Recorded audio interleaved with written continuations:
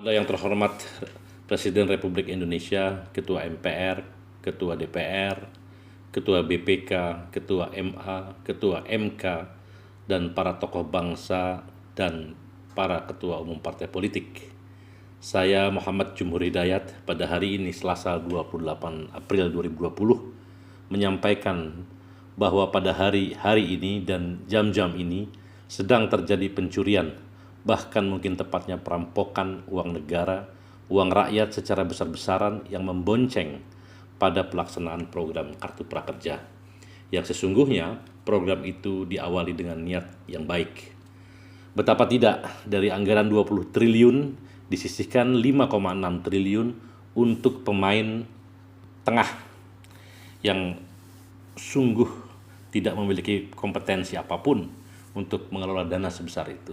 Apalagi pekerjaan itu dilakukan dengan membajak tugas pokok dari Kementerian Ketenagakerjaan, Sekyu Dirjen Bina Latas, yang telah terbiasa berpuluh-puluh tahun melaksanakan tugas tersebut walau dengan anggaran yang seadanya dan jauh di bawah 20 triliun seperti sekarang ini.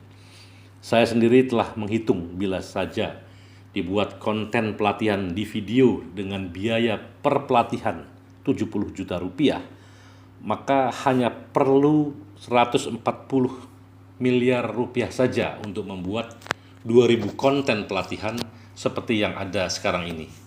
Tidak perlu lagi harus ada pemain tengah berupa 8 provider digital platform yang mengharuskan dibayar oleh uang negara lebih dari 5,4 triliun. Ini artinya ada keuntungan 40 kali lipat atau 4.000% yang dinikmati oleh perusahaan platform digital itu. Kita tidak ambil pusing bila keuntungan itu adalah karena persaingan di pasar, apalagi bila di pasar internasional. Masalahnya keuntungan sebesar itu diambil dari anggaran negara atau uang rakyat di saat justru puluhan juta rakyat jatuh miskin dan bahkan sudah mulai kelaparan akibat wabah virus ini. Sungguh, ini adalah perbuatan tercela dari jajaran pelaksana di bawah Presiden, dan karena itu Presiden harus segera menghentikan cara yang vulgar dan ugal-ugalan dalam merampok uang negara ini. Bayangkan, bila saja keuntungan 40 kali lipat itu dialihkan seluruhnya untuk calon pekerja atau yang ter-PHK, maka akan ada tambahan lebih dari 2 juta orang yang menikmati program Kartu Prakerja ini. Presiden, para ketua lembaga tinggi negara, tokoh bangsa, dan ketua umum partai politik, sampai saat ini tidak ada lembaga yang lebih kredibel untuk menjalankan program Kartu Prakerja ini selain Kementerian Ketenagakerjaan. Karena lembaga ini sejak Indonesia merdeka memiliki tugas pokok itu. Ditambah lagi dengan berkoordinasi dengan Dinas Tenaga Kerja di seluruh Indonesia yang lebih dari 500 kabupaten kota dan 34 provinsi. Maka selain dari pengalaman, maka pendataannya pun yang paling dekat dengan keadaan sebenarnya. Setiap pencari kerja di daerah, mereka mendatangi Dinas Tenaga Kerja untuk mencatatkan diri dan mendapatkan kartu AK1 atau sering juga disebut kartu kuning.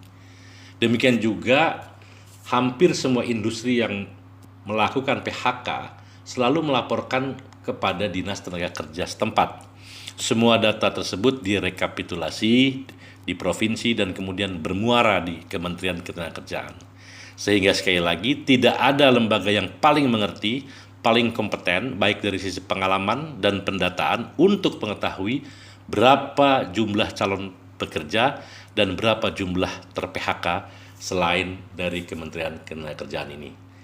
Sungguh tidak masuk di akal Republik yang sudah diperlengkapi oleh lembaga yang demikian terstruktur, tiba-tiba tugasnya digantikan oleh manajemen pelaksana kartu pekerja yang bersifat ad hoc yang dibentuk oleh komite di bawah Kementerian Perekonomian, Kementerian Koordinator Perekonomian.